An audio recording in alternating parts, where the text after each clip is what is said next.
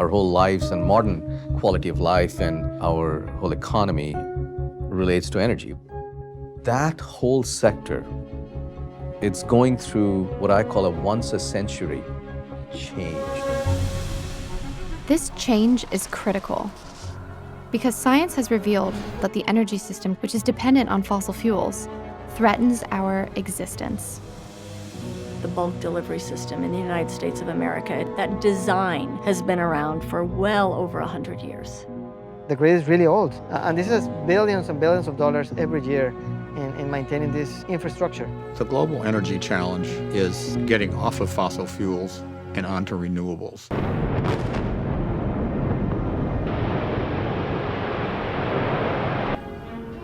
Hi, I'm Chloe Gaucher. Today, we have the knowledge and the tools to create a renewable energy system. I'm going to meet and introduce you to the Thomas Edisons of our time. These energy heroes are scientists, entrepreneurs, policymakers, and community members who have created and continue to work on solutions. Is there enough solar energy to power the planet? There's no question about that. There's enough. What the wind industry is for me is a renaissance, an opportunity. The most cost-effective, cleanest, greenest resources we were using were our hydro plants. Your battery works so well today, right? It's really because the science is so beautiful. I would say nothing short of pure unadulterated genius. I'm really looking forward to meeting all these people and developing a better understanding of this pivotal moment in time. The opportunity to build a new industry, to be able to offer well-paying jobs to thousands of people, to bring millions of dollars of economic development. It's a once-in-a-generation opportunity that's afforded to us. It's overwhelming because you think, wow, this is actually going to happen. This is the dawning of an energy revolution.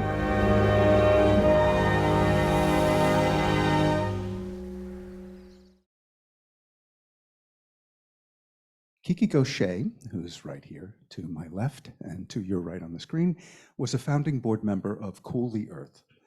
She serves on the board of Captain Planet Foundation, is a member of the Women's Health Council at the Buck Center for Reproductive Longevity and Equality, and is a member of the International Women's Forum.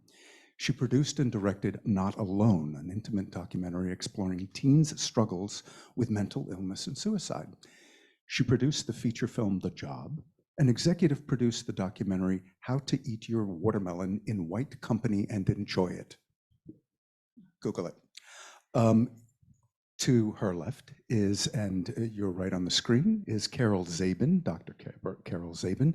She's a senior advisor for the University of California, Berkeley's Labor Center's Green Economy Program and served as the director of the program until September of 2022, very recently. She's a labor economist whose research has addressed low-wage labor markets, labor standards, workforce development, and other economic development and labor issues in the United States. Dr. Zabin was appointed by Governor Brown and sits on the Executive Council of the California Workforce Development Board. Before joining the Labor Center, Dr. Zabin was on the faculty at Tulane University and UCLA. Next to her is Catherine Von Berg. For those of us who just witnessed the screening of episode 1, we know her fairly well from that. But for those of you who have not met her through that, Catherine is a founder and the CEO and president of Simplify Power, a mission-based California technology company that designs and manufactures safe, efficient, and enduring cobalt-free lithium-ion energy storage and management solutions. Having founded the company in 2010 and she positioned it for acquisition in 2021, and now she has left that, and she currently serves on the board of directors of the California Solar and Storage Association, as well as the advisory board for Footprint Project and Alegria Pharmacy. And to the far left, your right, is the Reverend Kirsten Snow Spalding. Kirsten leads the Ceres Investor Network and all of Ceres Investor Initiatives. She also represents Ceres on the West Coast as the director of Ceres California office. Prior to joining Ceres, she served as Chief Deputy Treasurer under California Treasurer Phil Angelides and Director of the Treasurer's Environmental Financing Authorities. What you can tell is we have a tremendously expert group of people here who are going to have a cross-cutting conversation. And I, for one, am really looking forward to it. So we're going to get it rolling. I'm going to pass the baton to Kirsten. Thank you so much, Chris. It's really a pleasure. As we prepared for this panel, it's rare for me to do a general audience presentation. Most of the time, I work with large investors, big institutional investors, pension funds, asset managers, insurance companies, and banks. But the kinds of things that Ceres is working on, we don't do in silos. We can't work just investors. We have a network of companies, and those companies are doing amazing work. They're mostly Fortune 500 companies. They're working on their own sustainability. And then we have a policy network at Ceres, a group of companies and investors who work with policymakers. Together, what we realize is that change is going to take all of us. It's not just the investors, the companies, or the policymakers. It's all of you as well. So it's a rare conversation for me to be really talking to a general audience, but I'm just thrilled to be with all of you and have this conversation. So I wanted to just frame our conversation with the note that we've just seen the most impressive climate bill ever here in the US. $369 billion in the Inflation Reduction Act going to clean energy. It's an opportunity that we haven't seen before. It could be transformative if we do it right. And I think one of the things we're going to talk about on this panel is, what does doing it right really mean? It means really deploying these dollars in a way that is going to create really good jobs and high quality jobs for people who need them. It's going to transform communities. It's going to accelerate the technologies that we need and build out the grid that's going to support us in the future. So I want to use that as just context, recognizing that we're at the cusp. We can do this right, or we could make mistakes that would leave us in the high carbon, low wage road that we see before us. So it's really a chance to talk about what's possible.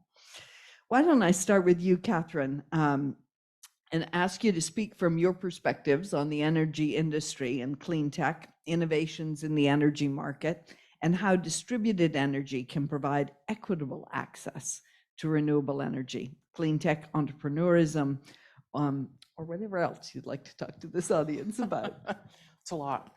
Okay. Well, Simplify Power is a company I founded in 2010, and we were a mission-based company because we really wanted to look at energy storage as to really hasten the transition to renewable energy. And as you heard on the documentary, when the sun sets and the wind stops blowing, unless you have batteries, unless you have a way to store power, you lose access to it. So energy storage is critical during sunset and when the wind stops blowing, but it's critical too when the grid fails. And we're seeing all over the world, but even so here in California, and because of the inclement weather, people are going without access to power more and more. And yet we have large centralized top-down utilities that have a mandate to provide reliable access, affordable access to power. So our company looked at that and thought about, let's do it in a different way, distributed access and distributed resources. And that's what the microgrid is all about. On a very large property with 17 buildings, and each building has its own solar and or batteries or both, and intelligently managing those assets that really empower people. So by virtue of that, you create resilience and you create cost savings. If you have batteries in your home, the power goes out, you have critical loads that Kiki talked about. What's critical to you when you lose power? But in the evening, when the grid is up and running, you can discharge your batteries and offset time of use. So as a consumer, energy storage in your home, in your business, your community, your hospital, your school, and those are all projects that we do, residential and commercial, you have the ability to control and manage your own power, when you use it, how you use it, and how much you pay for it. So batteries are really a way to create resilience. And one of the important things I think in this discussion around energy storage, clean tech, green tech, is that it's not an either or proposition, meaning utilities are large, centralized, top-down, and they are failing more and more. PG&E had to file bankruptcy because of lawsuits, charges that they have not invested in their infrastructure. So companies like ours and others are creating solutions for that. But more than that is this idea of an and.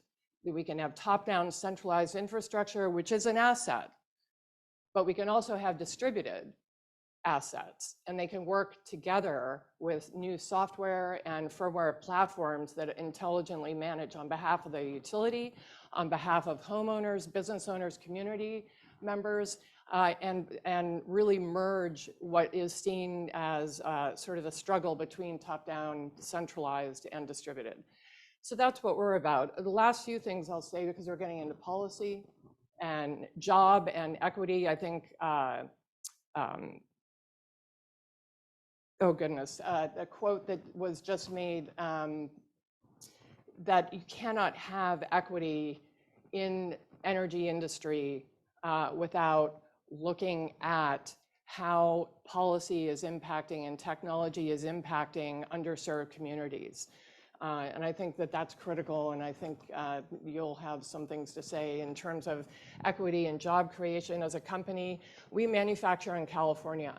We started the company and we still manufacture in California, and one of the objectives for us in this question of equity and living wages, even as a startup and as an early stage company, is to create jobs that offer opportunities for job training in the state of California, in the US, and really keep the intellectual property and all that expertise here. And that was a very important question for our company too. And in 2021, I positioned the company for an acquisition because we had been profitable and scaling. We're in over 45 countries worldwide, but it was really time to work with a larger industry, Briggs & Stratton, known for combustion engines, fuel combustion engines, and to really help that company chart a path toward the future, again, with US-based jobs, job training, technology that's being developed on US soil. And then the last piece I'll make around equity, this question around cobalt. Most of the lithium-ion batteries that are being utilized in commercial, large-scale, megawatt-hour, utility scale, commercial or residential, or in our phones and tablets uses cobalt. And cobalt is a very treacherous supply chain. And when I think about equity, and especially in the clean tech space, I think about the entire cradle-to-cradle supply chain footprint. And as a company, we were not willing to take advantage of slave wages or child labor in the Democratic Republic of the Congo to benefit our technology and sell it here on US and globally. So in this discussion, and I just encourage others in the clean tech, green tech space to think about equity, to think about supply chain, and to really think about what is sustainable. Sustainability isn't just about energy or the environment. What is sustainable? It has to be economic as well. Now I'll stop that. Sorry. Thank you so much, Catherine. Yes, a great opening. Carol, let's have you give a sort of an opening, a focus on green jobs, where they are now, where's the greatest potential for growth and loss, the skill sets, the workforce development that's necessary for the net zero future, but I think really how best to advance a just transition, a transition that serves everybody. And I just want to pick up on what you were saying, Catherine. It is both about who gets access to clean energy, but also who creates that clean energy. Yeah. So the jobs perspective from Carol. Can you hear me? Carol Trader. Okay. Hi, now I think you guys can probably hear me anyway, but I guess for the Zoom we need the mic. Yeah, thank you so much for inviting me. This is a wonderful opportunity. Okay, jobs. You know, we started talking about green jobs really around the Obama administration with our first big Recovery Act. And there was a lot of hope that actually did not come to fruition.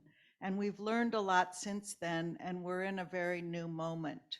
I think at the time, we had hoped that there'd be a huge number of new jobs created, and there was this assumption that they were new and different, and that if we spent a little bit of money on training, we could really deal with the adjustment problems. For employers, they would get workers with the skills they needed. For workers, they would be able to use new technologies.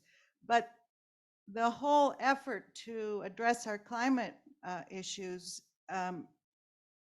it turns out that the actual work needed to build the solar panels and the batteries and really rebuild our energy and transportation infrastructure, most of those jobs are blue-collar jobs, 70, 80, 90% of them. And then there's the wonderful engineers and scientists who are, of course, critical, but most of the jobs are blue-collar. And in this country, most blue-collar jobs, with a few good employer exception, are low wage unless they're either unionized or public sector.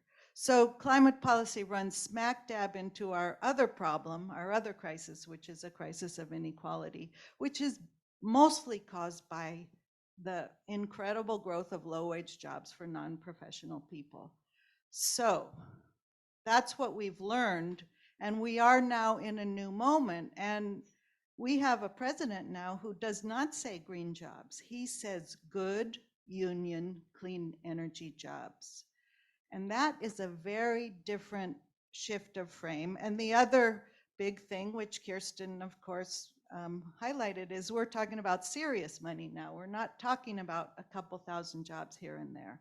We're talking about billions, hundreds of billions of dollars, and that does create jobs. So President Biden has called us to support jobs that are good jobs. And, you know, for us in the labor world, that does mean union jobs or the opportunity for workers to join a union, because there can be some good employers, and I'm so happy to meet one. And workers need their separate democratic voice to be able to advance their interests in partnership. In partnership, it sometimes turns into conflict, and then it gets resolved. But it can start out with partnership. And when workers have a voice, they embrace training. They know it's going to lead to not only more skills for the employer, but benefits for themselves. And I guess the other thing I always want to point out is that we need unions as partners to sustain our political coalition for addressing the climate crisis. And we have a wonderful example in California of the building trades were the chief advocates of the early renewable portfolio standard, which was the policy that really drove the change from fossil fuel power plants to solar and wind. They were the early advocates that made those laws actually win in the legislature. That RPS is still the law that has had the most impact on emissions. Our electricity sector is where we've dropped emissions way more than transportation and all the other sectors. And those jobs, the utility scale solar and wind have been built union. So there's a win-win there. And that hasn't always been true with distributed generation. Those rooftop solar jobs are not always good jobs. They can be, but we have to be intentional about making sure those good jobs are there. And we can't address our diversity and inclusion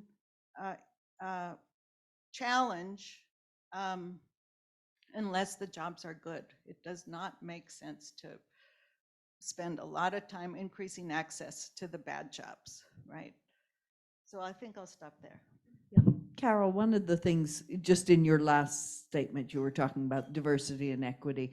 Can you talk a little bit about the link between good jobs and the needs of communities? Because we know that right here in our neighborhood, Richmond, the most polluted community in the Bay Area, with the Chevron plant right in the middle of it.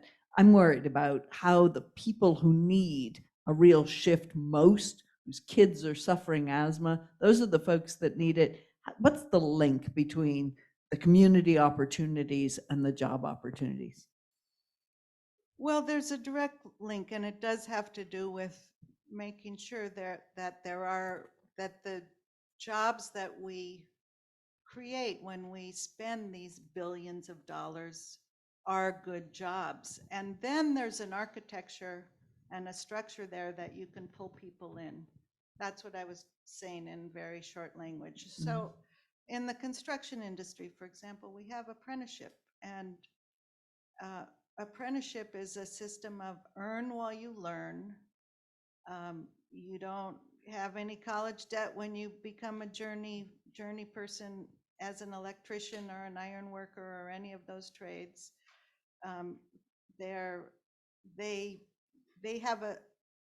It's a structure where training is already linked to a job, and employers have already bought in. In fact, they pay for the apprenticeship system along with the workers who work in construction. So they're training, they're financing the next generation of workers. So if you have, I mean, it's worked best in construction, it's less well developed in manufacturing. But if you have that solid thing of having a good job, then training is the small problem. The big problem is that so many of our blue collar jobs are low wage jobs. Can I take Please. the issue? Jump in. And I promise then I'm going to follow up, because I haven't really thought about unions, because I was coming from a very different place, having worked some really horrific jobs growing up, sometimes 3-4 jobs at a time through high school, college, etc.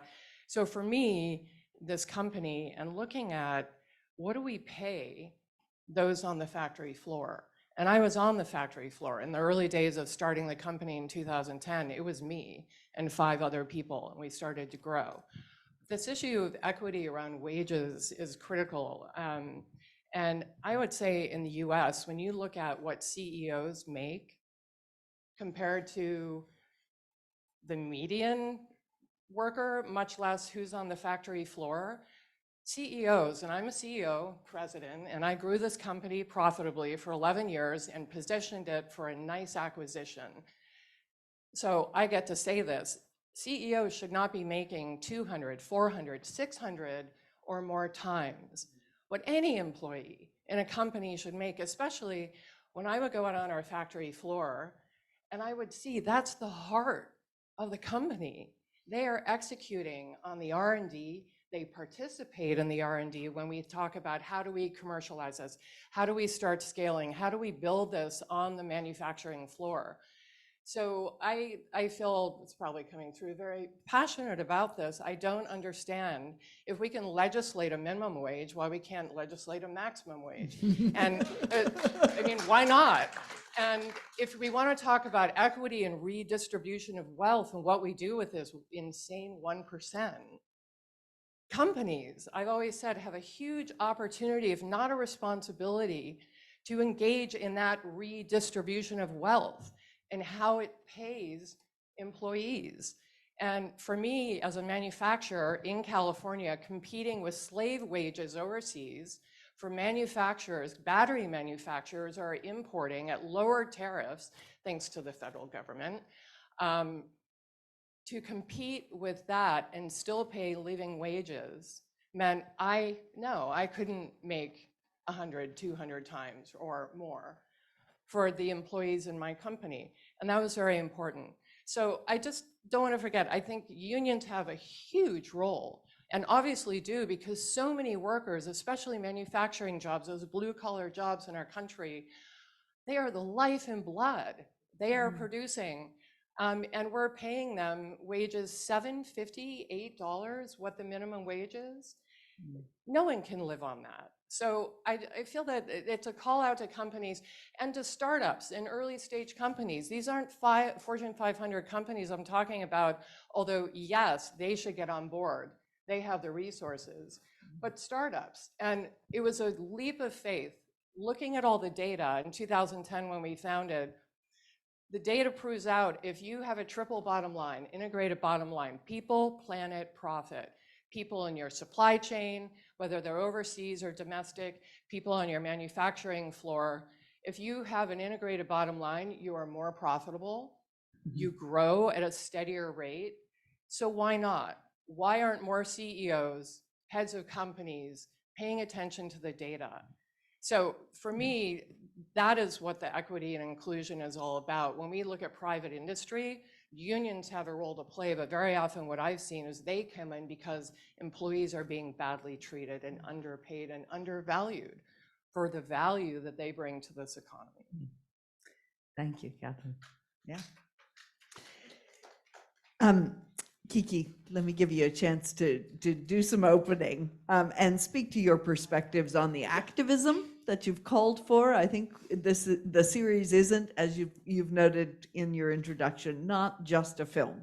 It is really an opportunity to engage and organize in communities and begin to move. So I'd love to hear you talk a little bit about that activism and then some challenges and opportunities in communicating about the changes that we're seeing in the low carbon economy, the clean energy future, this hope that you instilled with the film. Well, one of the challenges I think for all of us is that we have to meet people where they are. And so everyone's at a different space as far as, you know, Chloe even says that, well, what does this mean for me? I live in New York. I have no control over my heating system. I don't have solar panels. So for me, it's always to bring back the fact that there's something that all of us can do. And that's why we had the policy, we all can be voters. When we're going to be doing these community screenings, like the one I'm having next month with my HOA, it will be about everybody having a different opportunity. Some people will have the opportunity to put solar panels and buy batteries. Some people will have the opportunity maybe just to turn to community choice electricity. Some will be able to just write to their congressman or think, you know, become more educated about what's coming up to vote. And I think that's what's really important, is that everyone is going to be in a different space. One of the reasons I'm excited about getting this series out is that I'm trying to kind of just grease the wheel, because after we have the infrastructure in place, it's going to take every single individual to electrify their home heating and cooling and their transportation, or at least use community transportation and other services like that. So we have to get people thinking and leaning into that years in advance, because we don't buy a new car not every 10 years even. So thinking about it and getting people excited about it and accepting it before it comes to that. Because if we had the green 100% carbon-free grid right now, we don't want to waste time convincing people that they need to now utilize that grid. Thank you. You know, some of this conversation about what we can do touches on the work that I do. As I said at the outset, I work with large investors, but those large investors largely are investing our money. It's our money. So it's either workers' deferred wages in the form of their pension funds, or it's wealth that's been passed down from generations, but it is our money that's being invested, and it can be invested in ways that are going to really accelerate the shift into the clean energy economy, or it can be invested in ways that are going to hold us back.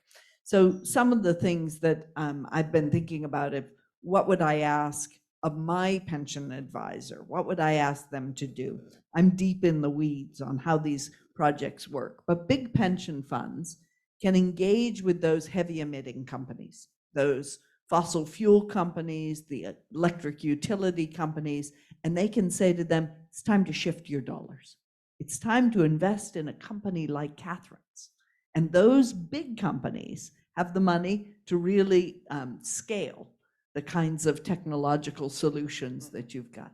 And so there's a chain. It's from us and our pensions to the big companies that are in those portfolios, to the kinds of accelerated change that we really need.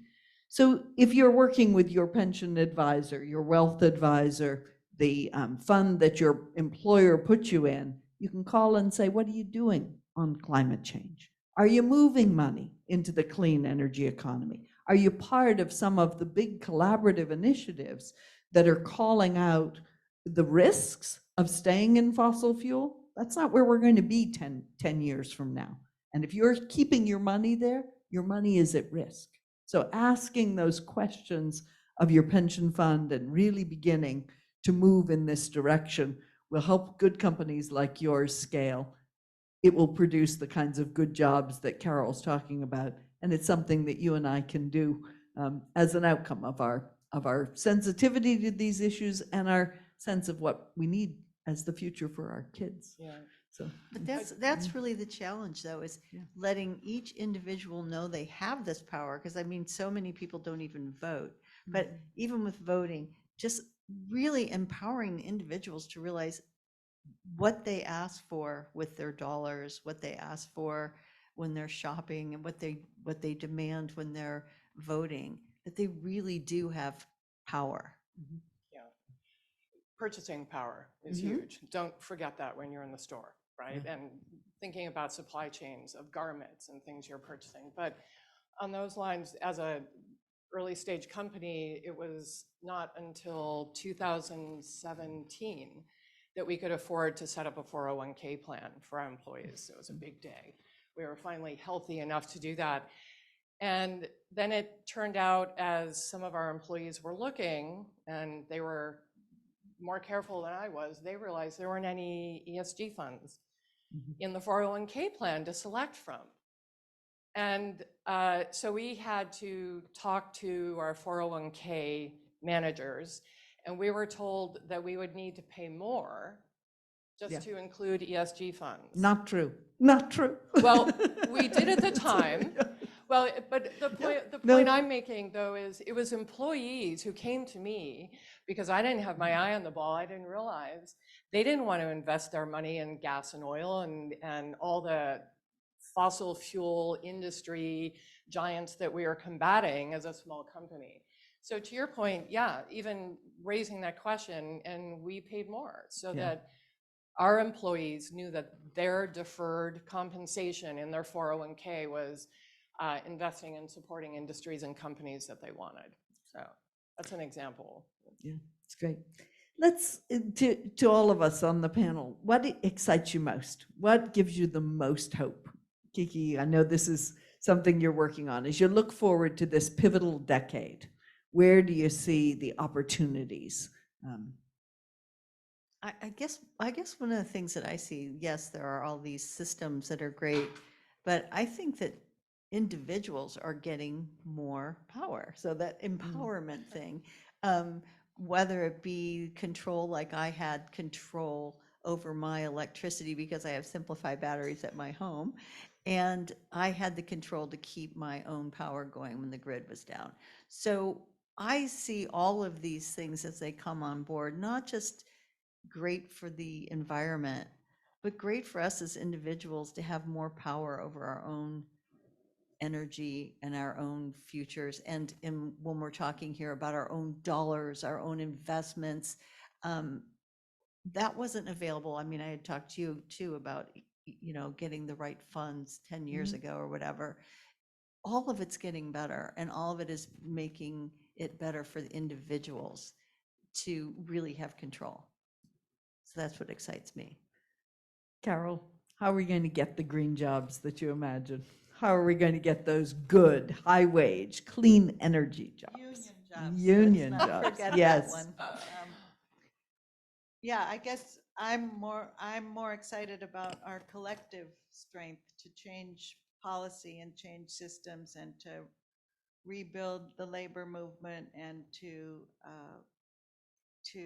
have the big social movements in our country, the racial equity and environmental justice movement work with the labor movement to enact sustainable political change. Because although I agree that individual actions are important, we're not going to get there with just our individuals. It really is systemic. And so that's politics and policy and collective action and unions and democracy and all that.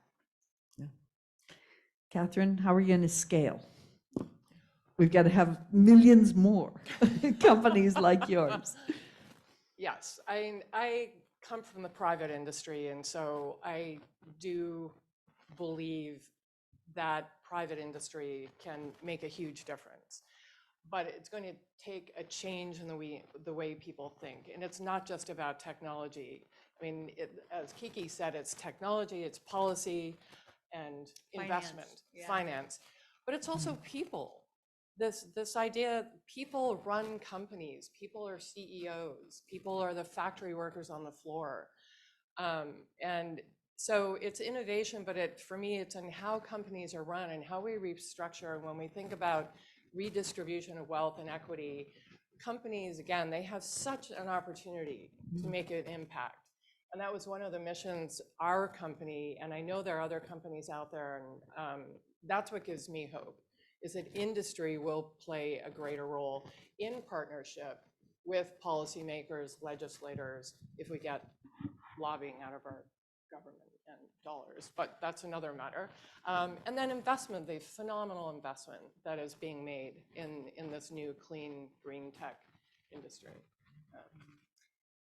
I want to describe a roundtable that I had a couple years ago now, but it was with a group of grid developers. So these were companies that were setting up solar farms or working on the grid that would take the power from the solar farm into the grid. And we had them together with a group of investors and a group of consumer companies. So they were companies like Salesforce and Apple. These were the buyers of the power. And so we got them together in a room and we said, what's important here to the places where you're going to be building? How can we think about these projects together to ensure a just transition? And the companies and the investors said, well, you know, we're trying to make enough money so that we can do more of these, essentially. I mean, it did not start well. But we brought the unions into the conversation, and we brought the buyers of the power into the conversation. And we said, what if we said at the outset, we only want to buy power that's been produced with good wages?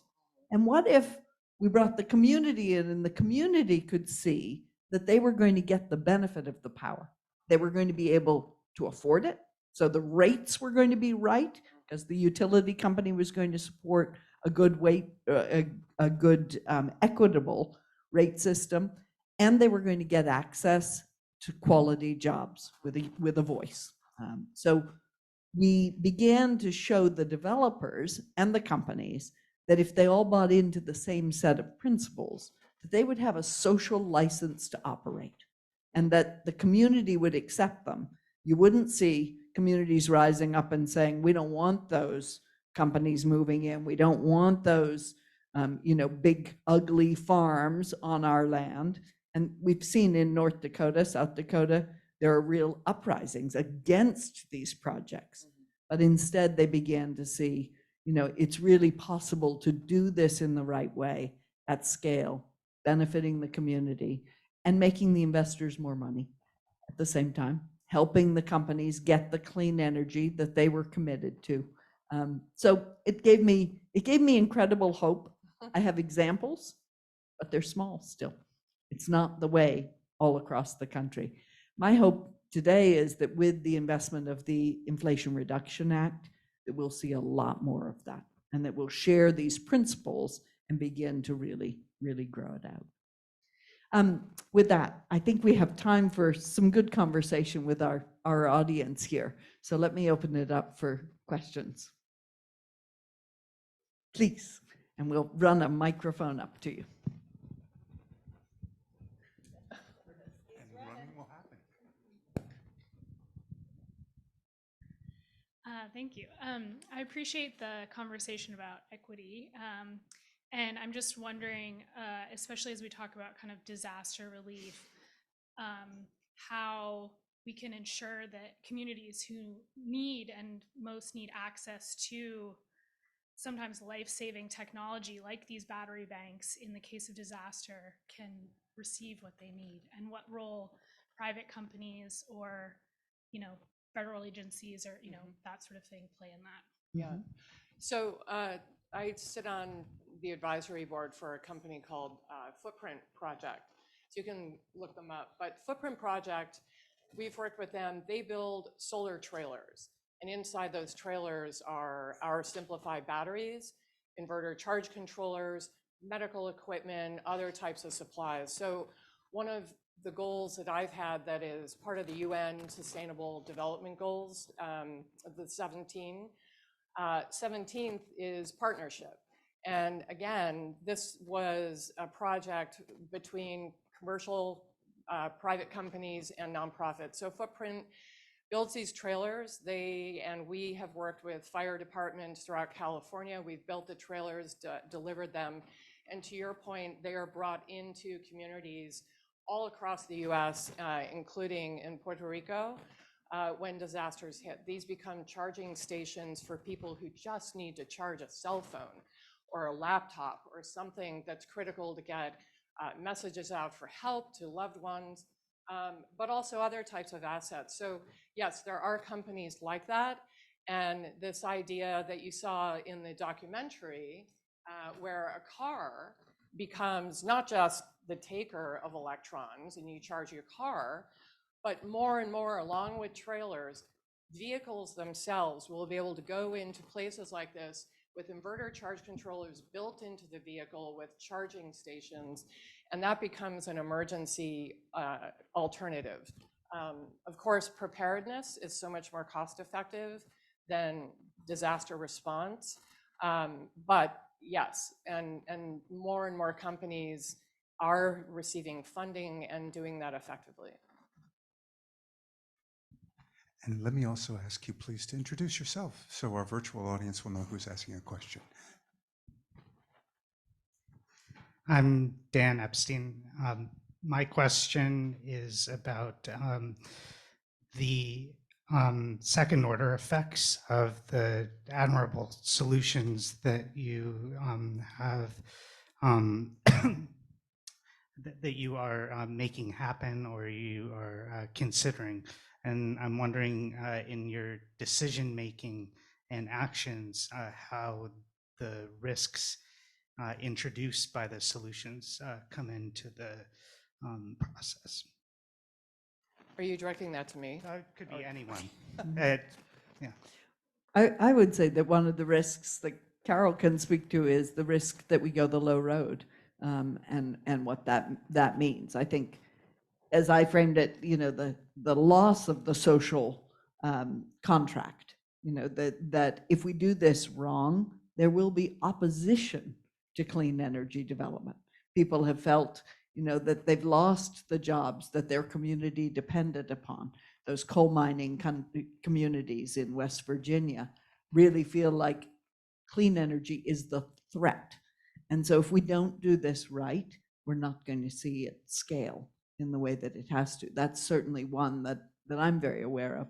But feel free, Kiki or...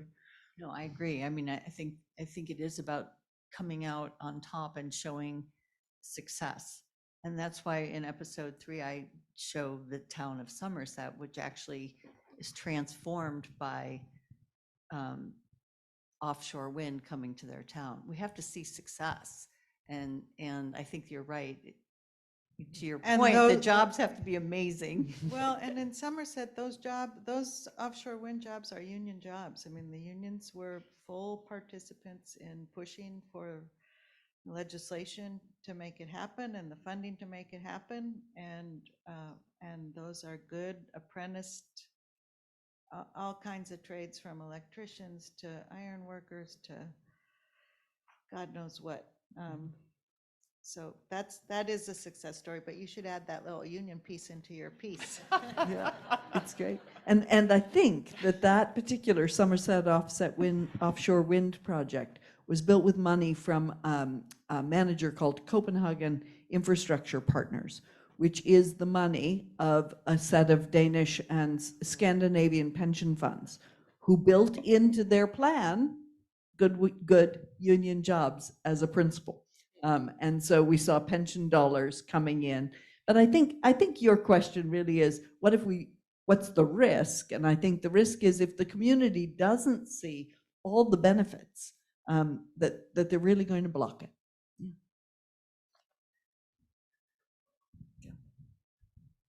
First, I'd like to thank you all. I'm learning a lot from all of you. Second, thank you, Kiki. Your film is so informative. And I am wondering, how can more people see your film?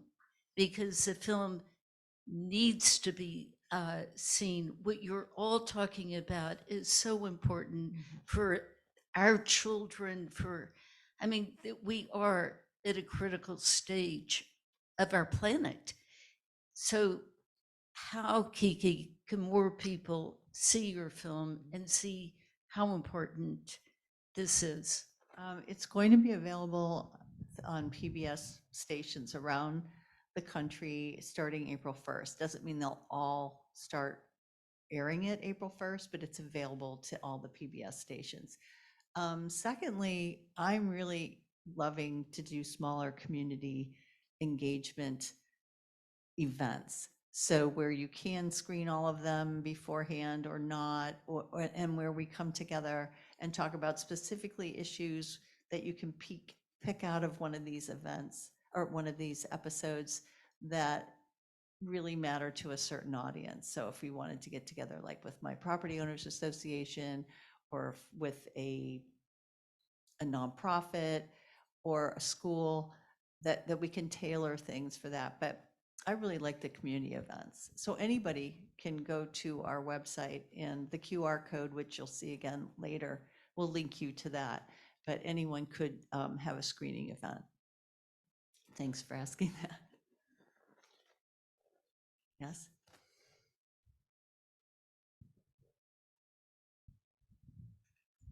Thank you. My name is Franziska Redeker, and first I wanted to pick up on the executive compensation versus average or lower worker ratio. I think there are ways that you can find out about which companies are on the worst end of that or not. I believe As You Sow is one of the activist investors that had just brought out a report on that, so you can look that up. My question for you is, for all of you, is there are some headwinds also in terms of, while the Inflation Reduction Act is putting billions of dollars toward the good clean technology and the jobs that come with that, there's also still billions, if not trillions, of fossil fuel subsidies.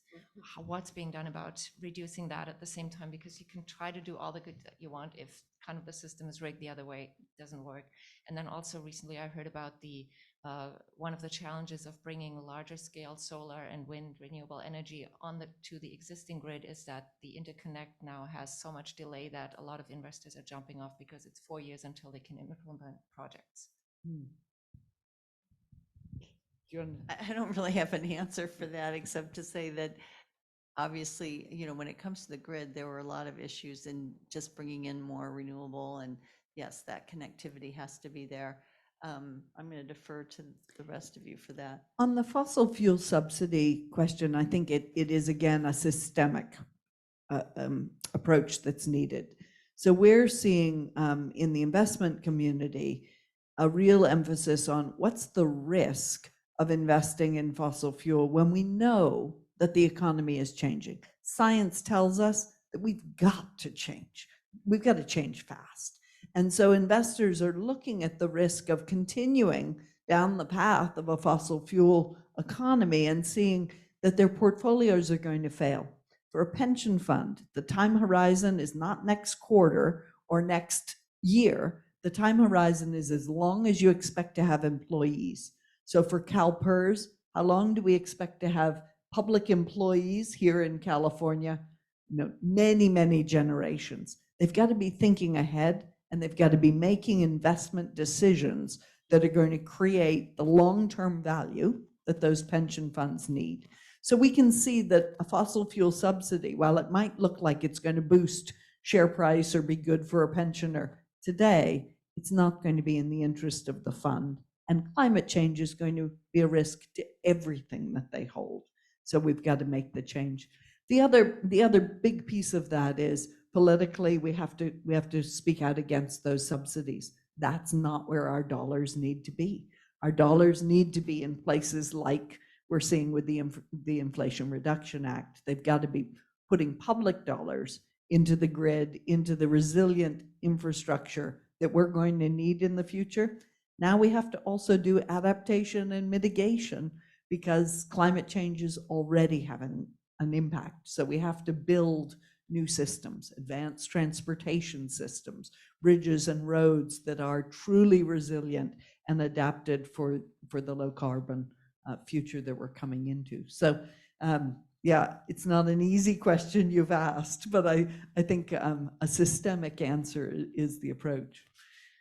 Anything you wanted to add, Kiki or Carol, on that? Well, yeah, I mean, this is politics. This is the challenge of our country and really the world right now of, the anti-democratic forces versus the complexities of democratic decision making. And I would, I'm not sure I got the point across earlier, but I mean, right here in Contra Costa County, we had a refinery closure, and those were family sustaining union jobs that really lifted up a certain group of our local folks out of poverty into the middle class. And when that refinery closed, there was a suicide. There's a lot of, just drop in family wealth, and we didn't take care of those folks at all. We just dropped them. I mean, the union was able to negotiate somewhat of a severance package. They're reopening with some renewable fuels at a concessionary wage. The companies for the new stuff doesn't want to pay what they paid for the old dirty stuff. And meanwhile, the frontline communities are suffering from the pollution.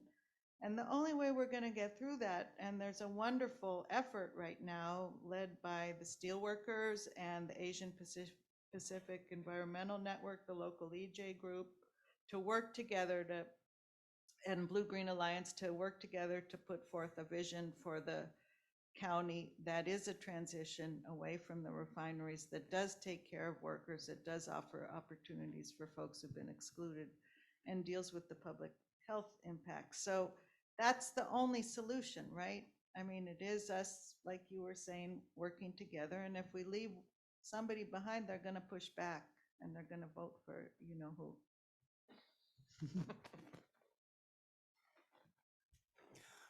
This will be time to offer a question from our online community.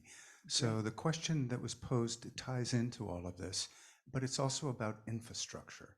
So in addition to the IRA, there was a big infrastructure bill, and there's a lot of build out that needs to happen in order to electrify everything, but in particular around transportation. What do you all feel is possible from all of that, and where do you find the most opportunities will be for increasing the ability to charge cars and just everything that we'll need? Well, I'll take that on at least one point. What I said earlier, that it cannot be a zero-sum game between top-down, centralized, and distributed. It's got to be both. And when we think about electric vehicles and electrification of everything, we have to look at our infrastructure as an asset and to build it out. But the reality is that a lot of policy favors large, centralized, top-down infrastructure. But the American Action Forum, a quasi-governmental agency estimates that to get us to carbon pollution-free energy by 2023, or excuse me, sorry, 35, Paris Agreement, 35, that for transmission alone, it will require $1 trillion. For generation, and this is our existing infrastructure today to get to 2035. For generation, it's 2 trillion, and for distribution between 300 and 500 billion. That comes to $3.5 trillion. In addition, the American Action Forum points out that these infrastructure projects take years and require cross-agency, state, federal coordination, permitting, approvals, et cetera. So we're looking at, what, 10, 20, 30 years, depending, and 3.5 trillion. The money isn't there, in other words. So in answer to that question, where I see the biggest opportunity, and it was really depicted in Kiki's documentary, are microgrids. And whether or not they tap into the grid really isn't the point. They can, because it creates a partnership between the utilities, large, centralized, and distributed, partnership between the utilities and communities, homeowners, business owners, et cetera. But local customer-sited generation, solar, wind, captured into batteries, fuel cells, hydrogen production, which was also going on at Stone Edge Farm. It's an and everything. But distributed local assets working for those communities that can tie in, and through the brilliance of firmware and software, can intelligently manage all these assets, deaggregate, aggregate, come online, go offline. To me, that's the answer. And really companies that are looking at being able to build out local community-based residential or commercial home-based solutions, that's how you're going to charge the fleet of electric cars and electrify everything, is to have distributed assets built throughout that can come together, again, through the firmware and software, or break apart and island, as Jorge said in the documentary, island and become your own generation power plant. I do think that there's an important piece on infrastructure about the demand side. So if we see companies switching to electric fleets, if we see governments switching to electric fleets, I think that the money can be found to do that kind of infrastructure development on the electric vehicle side. But I think we'll also see it when we have the biggest companies saying, we're going to go 100% renewable. Very quickly, the money is there to move the energy from the solar farm into the places that need it. And so I think, again, it's a combination. Chris is giving me the sign that we're just about out of time. What I would like to say is that we're going to do a little lightning session. And Good. what I'd like is for every one of the panelists to respond to what you think the most important call to action for our audiences are or may be. And then if possible, we did get one last minute question from the online community from a young professional. Mm-hmm. So if there's any aspect of your call to action that can particularly speak to what that generation can do as well, it would be welcome. But we only have a minute, so Kiki, let's start with you and let's go around. My call to action is to watch the entire series. Go ahead. Bravo. And also, contact us to do an event with your group. My call to action is vote. And also, if you're a CEO, to welcome in a union and make sure your workers have the opportunity to have a voice in their workplace. I was going to say vote as well. And vote. Yeah. Get involved. There's so many different ways to get involved. Yeah.